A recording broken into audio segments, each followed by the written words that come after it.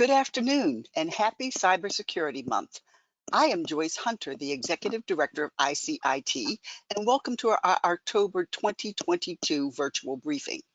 First, I would like to thank Checkmarks and TSPI for their thoughtful leadership in cybersecurity and sponsorship of this event.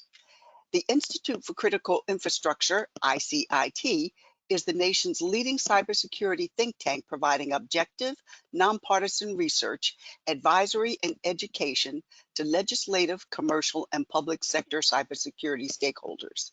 Our mission is to cultivate a cybersecurity renaissance that will improve the resiliency of our nation's 16 critical infrastructure sectors, defend our democratic institutions, and empower generations of cybersecurity leaders.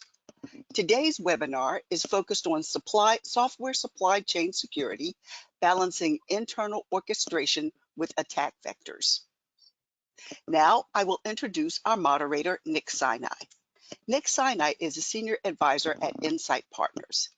Nick joined Insight in 2014 from the White House, where he was the U.S. Deputy Chief Technology Officer. At the White House, Nick held President Obama's open data initiatives to harness the power of data to fuel innovation and economic growth, and work to advance innovation in health, energy, education, and finance sectors. Nick also led the Open Government Initiative to ensure the federal government is more transparent, participatory, and collaborative. Nick, take it away. Thank you, Joyce. I'm so excited to be here. What a great panel we have, and what an interesting and timely topic, supply chain security. We see a lot of enthusiasm from the administration, from the Department of Defense, from the whole of government, and focusing on this problem. It's not a new problem, but it is one that has become more acute and relevant for us all. I think we learned a lot from Log4j and SolarWinds, and we'll talk about those particular attacks. I'm so fired up about this panel. Let me introduce them, and then we'll jump right into some questions and dialogue. So first, we have Ms. Renata Spinks, Assistant Director of IC4 and the U.S. Marine Corps Senior Information Security Officer. She joined the Senior Executive Service in August of 2021, and she was the nation's first cyber technology officer at Marine Forces Cyber Space Command, MAR4 Cyber, leading the Marine Corps mobile and remote workforce cybersecurity focus. And prior to that, she's been at the Treasury Department at IRS and the Department of Homeland Security. She's also a decorated combat veteran. Started her career as a criminal research specialist and computer forensics and human intelligence around human trafficking and child exploitation, and then moved into web application development at IRS, and has a BS in Bachelor of Science in Information Systems, a Master's in Technology Management, and pursuing a PhD in cybersecurity. She has almost too many awards to mention, and I would just say she's a decorated federal leader in this community. Next, I'm excited to introduce Bryant Shuck. He's a senior product manager at Checkmarks. He oversees multiple products, including Checkmarks Supply Chain Security. He has over a decade of experience in product management, software engineering, and Agile, ranging from co-founding VoiceMetrics LLC and running teams for Fortune 5000 companies. In his free time, he enjoys tinkering with hardware and new technologies by building prototypes. He has a Bachelor of Science degree in Computer Science and Engineering from the Ohio State University. And finally, we have Major Stephen Whitman. He's a cyber warfare officer serving as a research scientist at the Army Cyber Institute. Major with them graduated with a Bachelor of Science in Computer Science from the United States Military Academy at West Point, and a Master's in Computer Science from the University of Washington in 2018. And he's currently the lead scenario designer for the Jack Voltaic Research Project. His research areas of interest include machine learning, AI, cybersecurity, and exercise design. Okay, so we have a really fantastic panel. I'd encourage people to put questions in the chat. I have a bunch that I've written down, and I'm going to kind of fire away, but it's fun to have the audience participate. So I'd encourage folks to do that. Let's just kind of start with the basics. I think it's helpful just to level set. We have a lot of experts. All of our panelists are experts in the cybersecurity field. But for those of you listening who may be wondering about supply chain attacks and especially software supply chain attacks, maybe we could just start with kind of what they are, how they're manifesting themselves, those types of things. Maybe Brian, if you would help us get started. Yeah, absolutely. So, software is all about, supplying an artifact at some time. So when we talk about supply chain with software, what we're talking about is anything from development all the way to the deployment of software. In recent years, over the last 10 years, it's gotten very complex though. No company nowadays writing every single line of code themselves. It's all contained and then deployed out, right? So then it becomes a chain because now you're pulling in other people's dependencies, you're pulling in off-the-shelf products, you're kind of creating this ecosystem of, trusting others to actually deploy your product. So when we talk about supply chain attacks, what we're talking about is someone trying to get inside of that complex system and embed malicious code. So we see attacks all the way at the developer spot, all the way to actual deployment of the code. So really when we talk about security nowadays, it's really around shifting left, making sure that developer environment's safe, all the way every step you can think about software needs to be checked for these types of attacks. Stephen, what have we learned from the Log4j and the SolarWinds? Maybe you could talk about those as kind of high profile supply chain attacks. Sure. Yeah, so I'll go over those kind of in broad detail. Log4j was a problem or rather a vulnerability that was exposed in one of the underlying programming languages. It's a programming language that's used for billions of devices around the world. And what it allowed so the underlying library, the software that everybody imports, right? If you're using this language, and this is a problem with, as Bryant was mentioning, you're offering up artifacts. Well, you're offering up artifacts from containers in completed software elements where you're offering up services, you're offering up resources, whatever. But there's also a chain of offering from the machine code up through the programming language, the assembly language, the programming language, and then out to the scripting languages. So you have this entire architecture that's been built up for the last 30, 40, 50 years of systems built on systems, built on systems, built on systems. And what Log4j exposed was a vulnerability in one of the underlying systems that had implications up the chain. And unfortunately, what we ran into with Log4j was it was so ubiquitous that it impacted everything. And it wasn't something that any of the developers that were using that system had any control over, either to protect themselves or the systems that they were programming, or to even be aware that there was a problem. SolarWinds is a little bit different, and SolarWinds is scary in a different way, right? So whereas you're going to find problems in the underlying architecture, and whenever that happens, it's going to be a big deal. Like Log4j is a big deal. It's always going to be.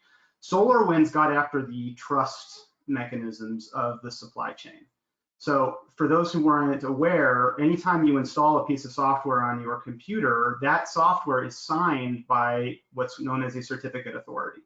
That certificate authority is basically validating that this piece of software is what it says it is, from who it says it is, and it's a safe piece of software to run.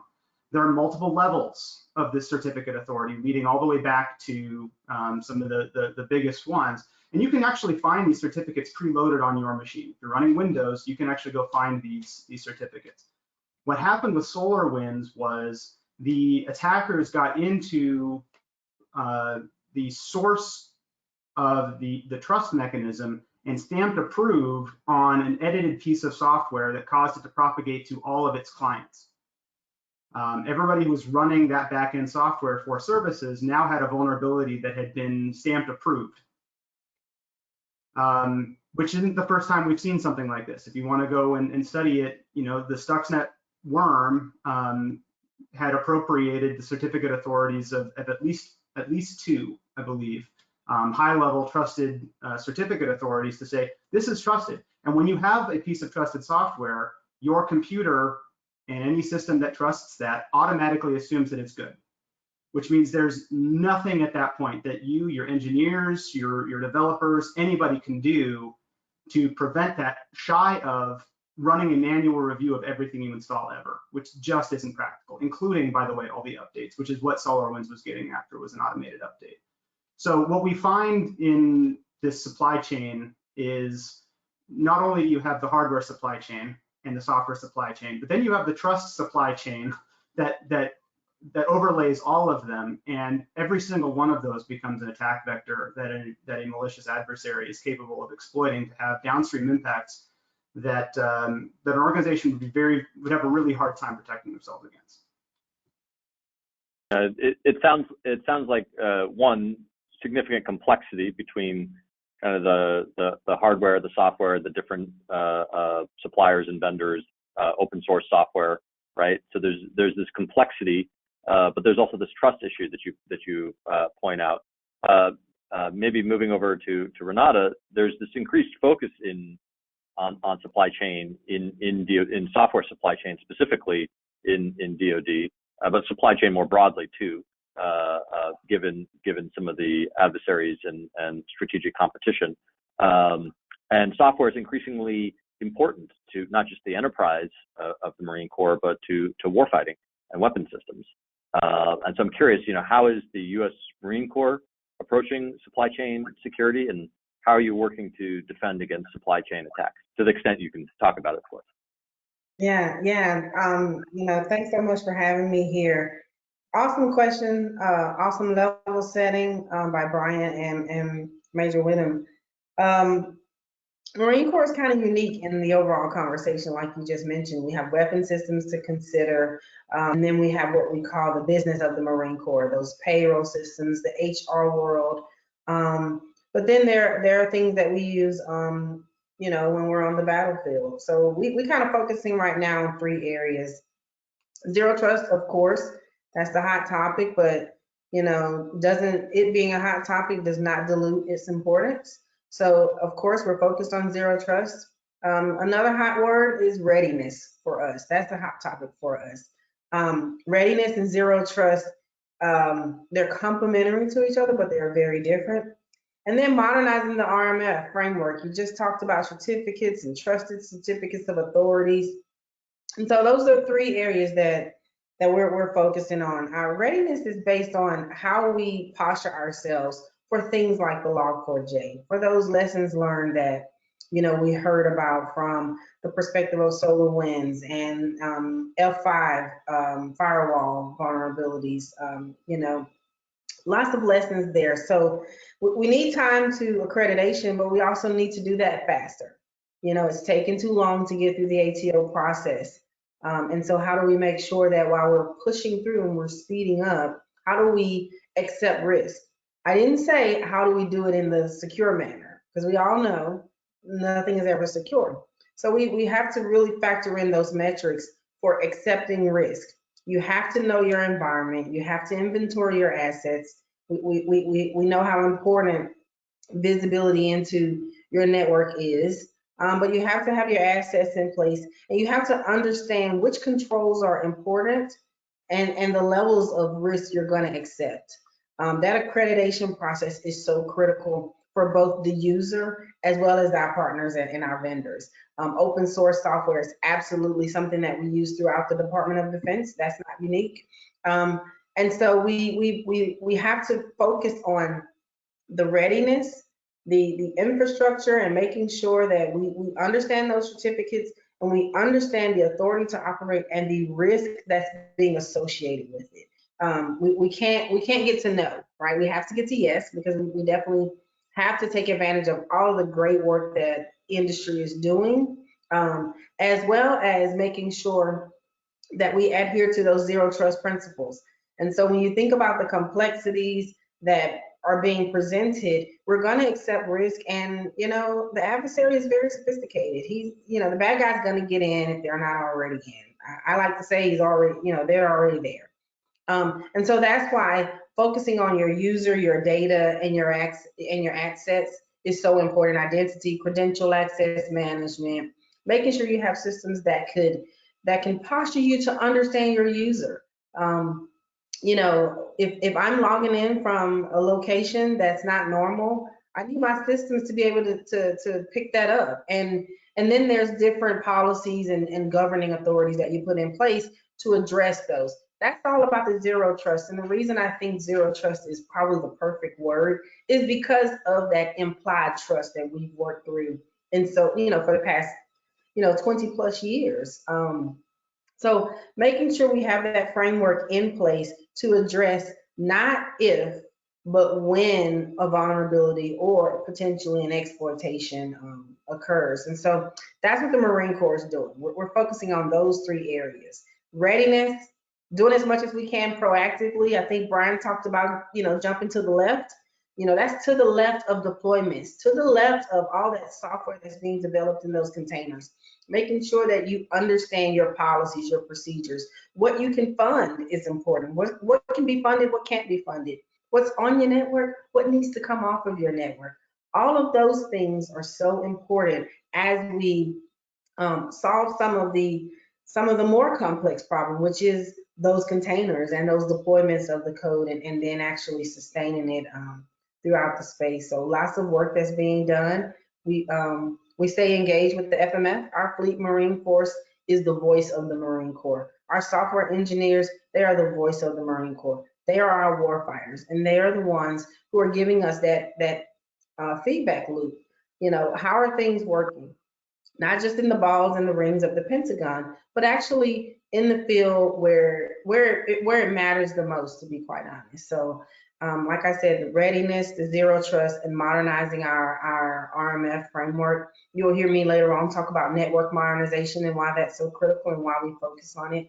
But those three tenets to support everything that we're doing within the space, I think helps us address the supply chain challenges that we have. Can I just double click on that? I'm curious on how we build software for the Marine Corps. I imagine there's a small but awesome set of actual Marines and civilians that are building and maintaining. There's probably a larger group of defense contractors that are building and maintaining.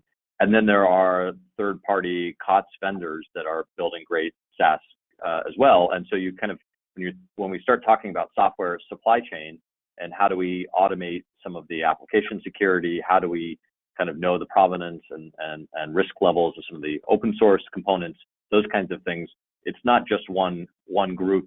And as a former app developer yourself, you can appreciate kind of these are different cultures. They're under different kind of rules and regimes, right?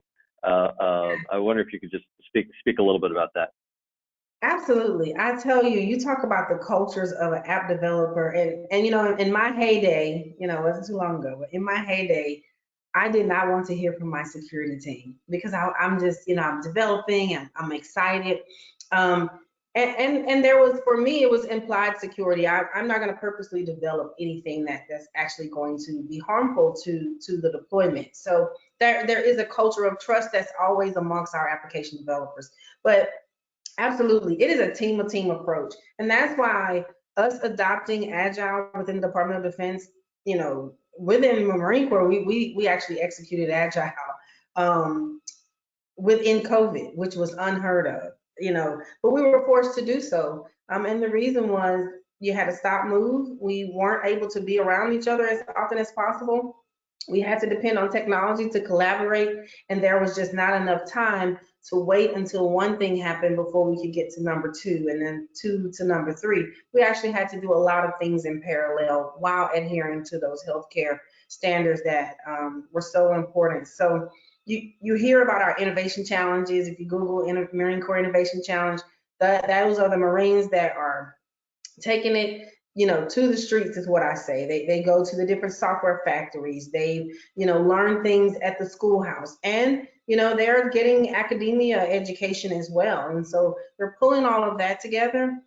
That's great, but, how great is it now where we can actually be around each other a little bit more and sit side by some of those great defense contractors that are also coming in, teaching us things about tool development and reverse engineering a lot of some of the challenges within the open source code those same coding mechanisms have actually solved. And so you've solved it in industry. So now let's take some of that expertise and resolve it within the Department of Defense.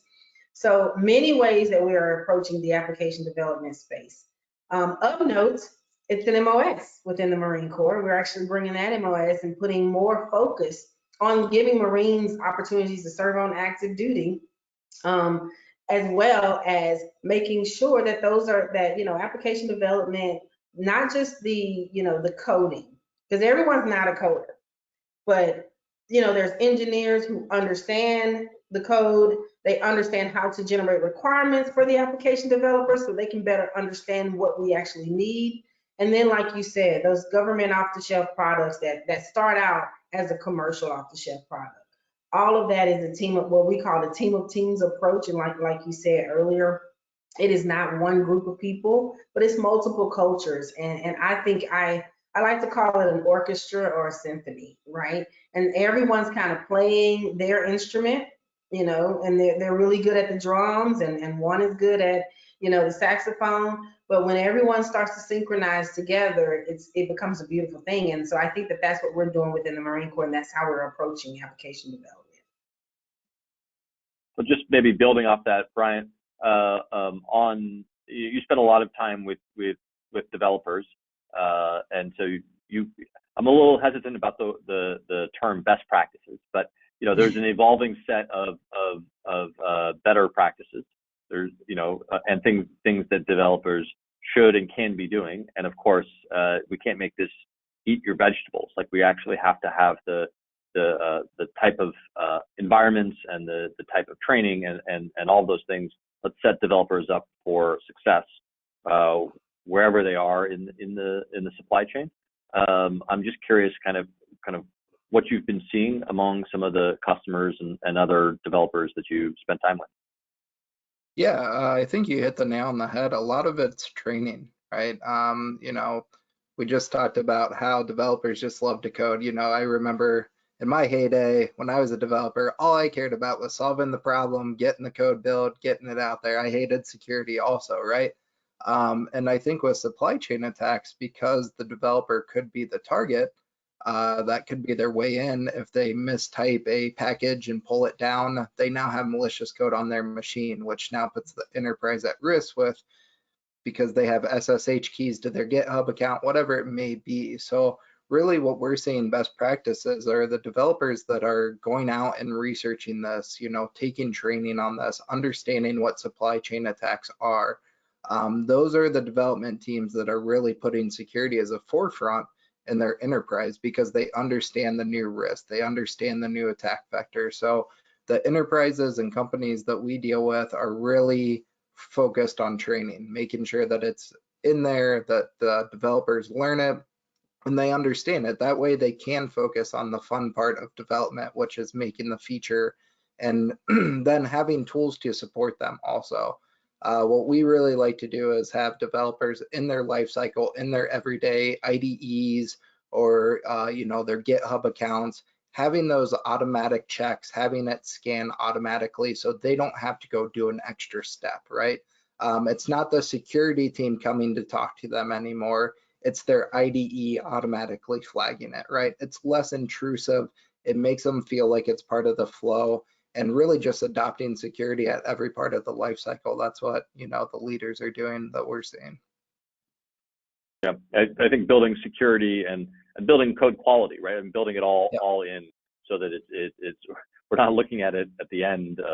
That kind of defeats the purpose of CICD. Stephen, I know we've been talking about big systems and web apps and even weapon systems. But there's another piece of this, and that is critical infrastructure systems, right? And so you think of SCADA systems and electric grids. You think of IoT. There's a whole kind of class of embedded software or software that's running critical infrastructure that just candidly we haven't invested. And this isn't to pick on the Army or the DoD. This is true in federal civilian. It's true in the electric industry as well. It's just been an area perhaps of underinvestment. And there's some kind of high-profile fines in electric utilities, for example, of some interesting adversarial code. I know this has been a passion area for you for the last few years. We'd love to hear more about it. Yeah, thank you. No, it's a great question, and I would like to set the context for my answer to this question, which is that, yeah, you mentioned government, you mentioned federal level, but 90+% of the critical infrastructure in the United States is civilian owned and regulated oftentimes by the state that they happen to be in.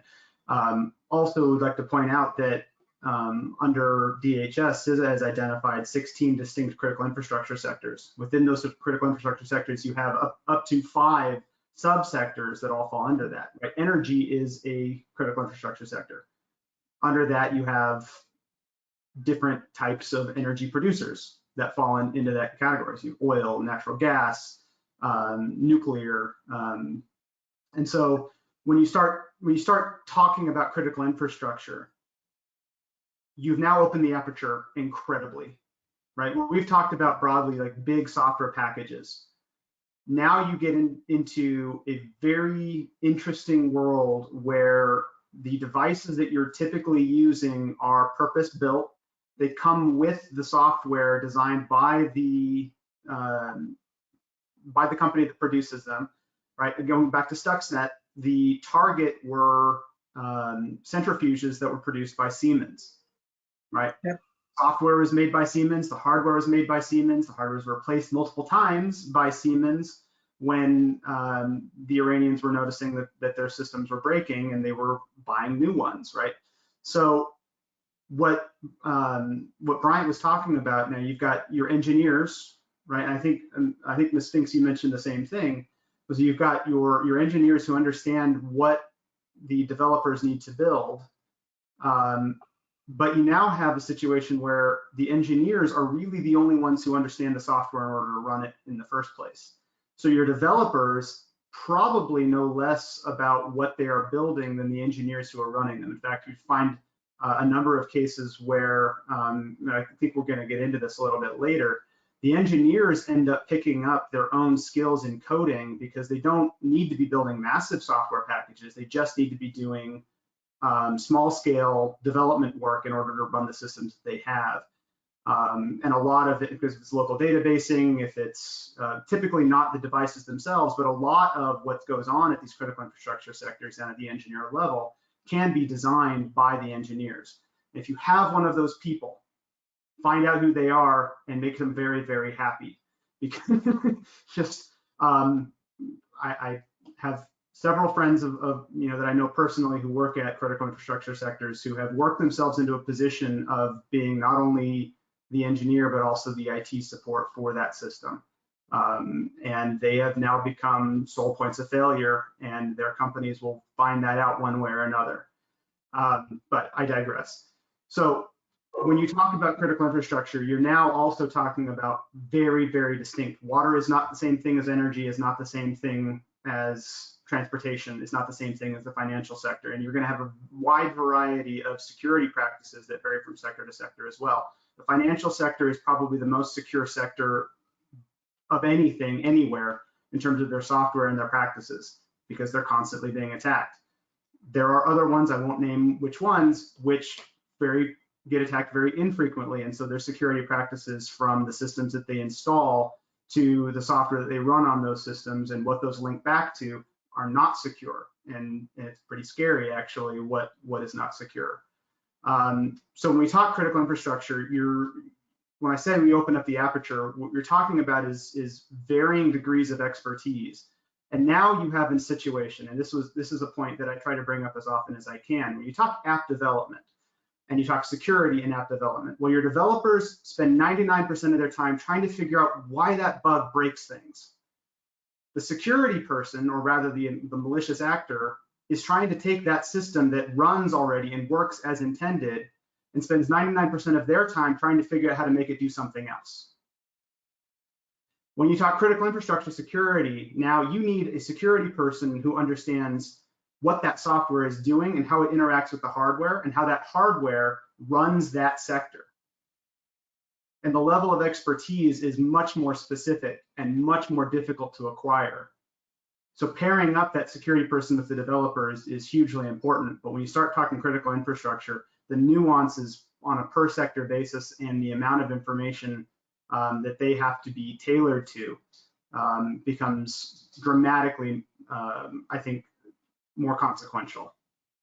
Does that answer your question? Yeah, it's a great point. And in fact, I'm going to ask Renata to build on it and just critical infrastructure as it relates to Marine Corps. I mean, we certainly rely on the commercial power grid for our bases. And when you look in weapon systems, you know, whether they're flying or maritime or ground-based, right? There's all kinds of control systems, right? And so I guess we call them a weapon system, but it's a troop carrier, it's a plane, you know, what have you, right? And those have control systems too. So I'm just curious how you're thinking about that element for the Marine Corps. Right. So, I mean, there was a lot there. You talked logistics, you talked about our aviation, and you're absolutely right. That's when you start to get into the hardware. And I think Brian, either he mentioned it before we got on the call today, or it was during his talking where we talked about software, and then it becomes even more complicated when you start to couple it with the hardware. And that's a little bit of what you're mentioning. You know, how does aviation make sure that all of the different circuit switches, the many different devices that are needed to fly the plane, and then the system that's needed to operate the devices. It really is something that we look at, but we really go back to foundationally. The foundation of everything is your network. Your network and its ability to enable all of the activities that has to occur. So that's why I told you, you'll hear me talk a lot about network modernization. But then there's this thing that we also are focusing on, which is working through the research and development process and working with stakeholders who industry are out there looking at the many problems you just identified, but they also are taking the time to figure it out as well. And so it's so important for us to make sure within the Department of Defense and the Marine Corps that we're focused on all of that research and development, because that's where we learn. You talk about training earlier. That's where we get to understand where the challenges are, where some of the lessons learned are, and then how we implement it within our space. We definitely have SCADA systems. We definitely have lots of different IoT. So we are investing in many ways within not just modernizing the network at the network level, but we also consider at the application level as well. And how do we make sure that we understand where we are accepting risk, and then making sure that things like you heard the White House talk about the software bill of materials. We are all for that. Okay, we are 100% on board. It's a bill of materials is so important when you order your laptop from, you know, whomever, whether it's Microsoft, Dell, you know, in your personal life, it shows up and there's a bill of materials. Wouldn't it be great to have that same, you know, reach back and to understand that life cycle? And so we're definitely supportive there. We are focusing a whole lot more than what we have in the past on as a developer, I think we used to call it language. You know, you're developing code and then there's notes, right? And so you can kind of sort of tell if Ms. Spence has developed anything because she has a style. She has a signature of writing, and then there's different notes. And so we're focusing a whole lot more on that process. If you're pulling from open source, your notes are so important. Again, that research and development piece, where did the code come from? How are you using it? And the big question now is, why did you choose that particular set of code. And the reason why that is equally important and the why is because we have to think about insider threat, of course. We definitely have to think about learning the why if it's not based on insider threat, but understanding the why so that we can continue to protect and secure our systems. Because usually when you ask one question about why, it also feeds something else that you may be working on in a totally different team or another department. That continues to happen for us. And lastly, I'll tell you the C word that we've been hearing a lot about, and this is Cyber Month, but it is not cyber, it is complacency. And so we are driving away complacency on the network by making sure we're consistently understanding that everyone's a cyber warrior. Just because you're not a developer doesn't mean you do not have a role in cybersecurity. So we're educating our users, we're educating our leaders so that decision-making space is a little bit more transparent, and we're accepting that we don't know it all. We're accepting that we don't have all the answers, and so working on that working as a team of teams with the PEO digitals of the world, that is at our Marine Corps Systems Commands. Again, you heard me talk about the Fleet Marine Forces. Mar for Cyber, that's where I got my start at. We are all in the room. And then there's important things like what we're doing today. There's so much information academically that's available, but the gaps that we have is how does it apply to the Marine Corps? And so we're definitely concentrating on that as well. Within IC4, you know, it muddies the water a little bit because the first thing I've been told is, oh, Ms. Spinks, all you do is policy. All you do is governance, or all you do is procedures. But I tell you, without policies and procedures, it is difficult to govern a modernized network. It is difficult to govern industrial control systems, whether that's your smart systems. And yes, we do have smart systems within the Marine Corps. I won't tell the location, it's not a secret, but you know, we do have them in different places. We've invested in it. In the logistics department as well. All of those different areas is where we're looking at, you know, our SCADA systems, because, you know, you think about it, in state and local, you just heard Stephen talk about that. In state and local government, those are some challenges that we've seen on the news within the last 2 years, whether that's the water systems, whether that is the control of such, and that could have been, you know, catastrophic had that been successful. But we have some of those same challenges within the Department of Defense in our buildings, in our water systems on our bases and our posting stations. And so we have a whole lot that's going on, and it's all based on readiness and removing the complacency and not getting too comfortable and so comfortable where we don't remain vigilant on our network, our security, and every layer of that OSI, not just transport, not just physical, but we all have a role to play, and the Marine Corps continues to recognize it. And it is a lot of work that's going on, and it's hard work. And we look at partners like ICIT, academia, many different research and development, but also lessons learned from our DoD partners and our sister services, Army, you know, the Department of Navy. The Fourth Estate is learning a lot of different things. So lots going on. We're learning and turning around and implementing very quickly, and that's why that agile framework is so important. We get incremental success. We do retrospectives. We do lessons learned. We assume technical debt sometimes, and sometimes we have to buy it down due to, you know, criticality of systems, etc. So it's a team of teams approach with a combination of a lot of different methods. You mentioned modernizing the RMF, and you mentioned accreditation and getting rid of complacency. And if I can editorialize for a second here, it feels like we need that in Department of Defense and federal government writ large, because we're no longer in this period where we're going to spend years filling out paperwork and then we're going to forget it. The software continues to evolve. It's almost living, breathing stuff that in a DevOps or a CI/CD pipeline, you know, the software changes because the user need changes, because the situation on the battlefield changes. I mean, we see We saw the whole Starlink in Ukraine, right?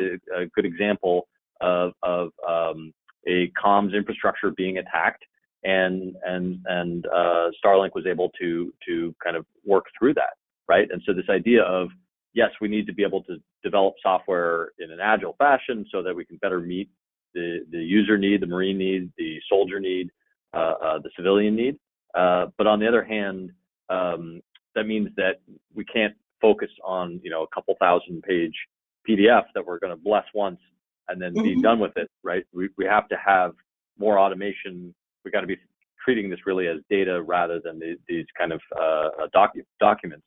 So that's just a personal observation, working with lots of startups and scale-ups who are entering and succeeding in government. And so I'm just wondering if you could talk a little bit more about, you know, how do you modernize the RMF? How do you bring automation?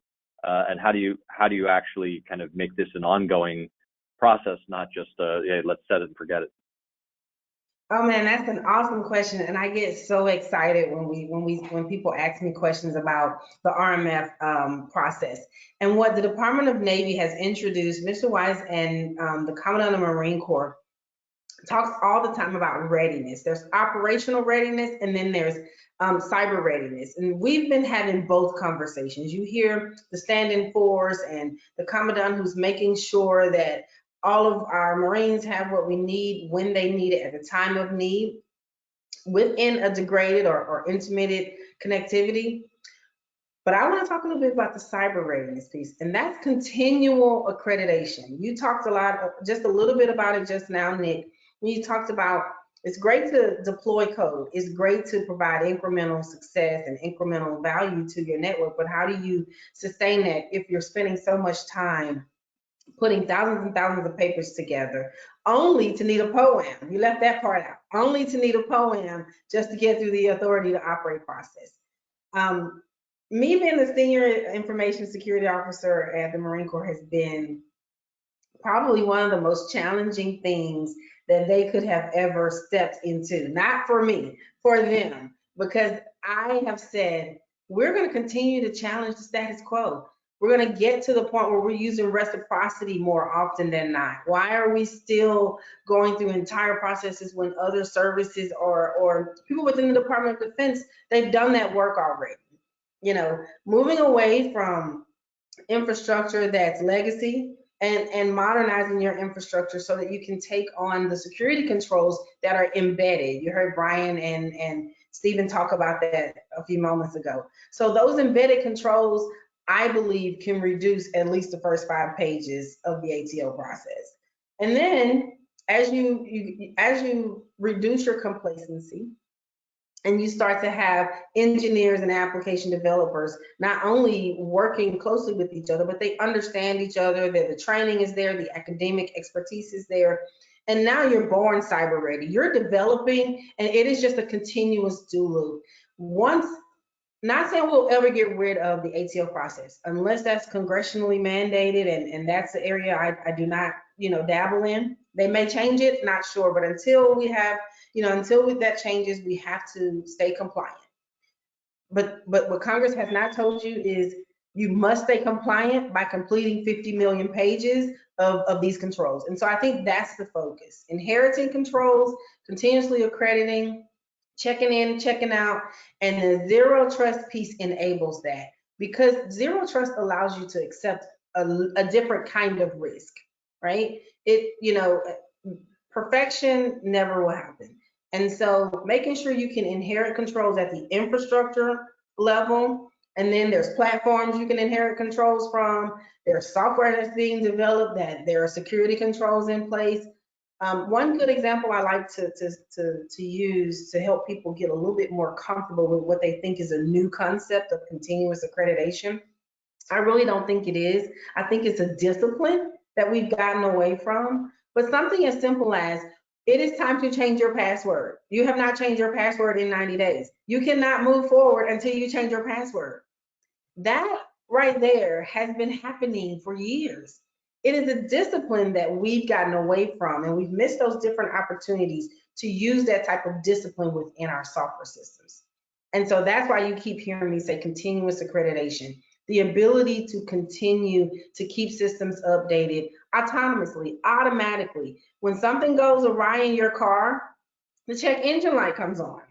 When your tire goes low and that system senses that it's from 36 to or 40 down to 14. I just had a flat last week, so this is how I can know this experience. Okay, and you get an alert. We have to treat our technology systems the same way, and that's how we're going to get there. And we're going to do it too, Nick. I know we will, Renata. Now, Brian, you were head nodding a lot there, especially around some of the more automation of accreditation. I don't know if you had a point to add there. I was just really about the password changing. I don't think users or anyone understands why they need to change their password. We see secret leakage as a huge supply chain attack, right? It's not on purpose, but once these attackers get your credentials, maybe you checked it into code, maybe you had a token, maybe whatever it could be got checked in, or it's on a web page someplace, or it got leaked somehow. They now have access to upload code, right? They now have access to your systems. They now have access to launch that supply chain attack. So when people think about, oh, I got to change my password again, they're not thinking about the implications or what their user has access to, right? They're just thinking about, oh, I got to do this again, 90 days. I'm just going to increment it by one number. They'll never guess that. So, there's really things like that just at the core discipline that we're losing sight of because it's an inconvenience rather than thinking about it from the security perspective. So I was agreeing on a lot of the points. We need that discipline back. Now, Stephen, you are what I would call a fancy soldier, right?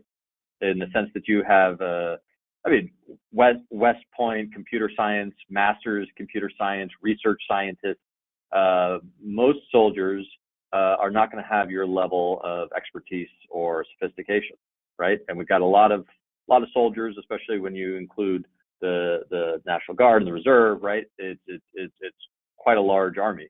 And I know the Army has set up a software factory to teach a few soldiers to code, which is really exciting. I'm wondering how you think about, I don't mean to put you on the spot and speak for the Army, but it is this interesting challenge of not everyone is going to have your level of most people will not have your level of sophistication, and yet we want to build some greater tech and even software development fluency in parts of the Army. Yeah. So first off, thank you for embarrassing me on live broadcast. But you're right. But I would say I think the Army does acknowledge that the battlefield of the future is going to become increasingly more complex and increasingly more technical. And so I think even 10 years ago, when I was young and stupid, I was still making some good points that, we teach land navigation as a basic skill to all soldiers. On that map, you see spurs, you see terrain features, you see all sorts of things that I, as a cyber officer, am probably never going to have to deal with when it hits the fan, right? When we actually get into a war, I'm probably going to be spending the majority of my time at a desk, not out on the ground. Yet they still teach this skill to me because it's a basic soldier skill. Why have we not taken this approach now and made understanding a network diagram the land navigation of the modern officer? I don't know. Why not? Why don't we understand kind of the basic how does the system work? You take apart your rifle, you know how the bolt works with the firing pin and how the firing pin pushes, hits the back of the round and causes the explosion that sends the round downrange. We know how our systems work, except when it comes to this technical field. You mentioned the software factory. I will be very interested to see what they start producing. So far, it's been a lot of training and been a lot of education. They're bringing in folks from industry. Unlike the Marine Corps, at least as far as I am aware, you don't get an MOS at the software factory. You get a bunch of skill identifiers, which is great, but it doesn't, given the Army's systems, doesn't necessarily protect those soldiers and keep them in those positions. What I do think is very interesting about it, though, is that they're finally acknowledging, and I see this as a as a paradigm shift across the IT and especially the IT security space is the need to do in-house development. And I don't think this is limited to big firms anymore. I think that it's going to get down to the small business side where you're just going to need to have in-house development skills. And the Army, I think, has started to recognize that need, which is why the software factory comes out. What I would say, though, to the basic level of expertise for the soldier is, as our weapon systems become increasingly networked, integrated, and rely on data, the long pole in the tent, so to speak, or the limiting factor for any future conflict is going to be the human element.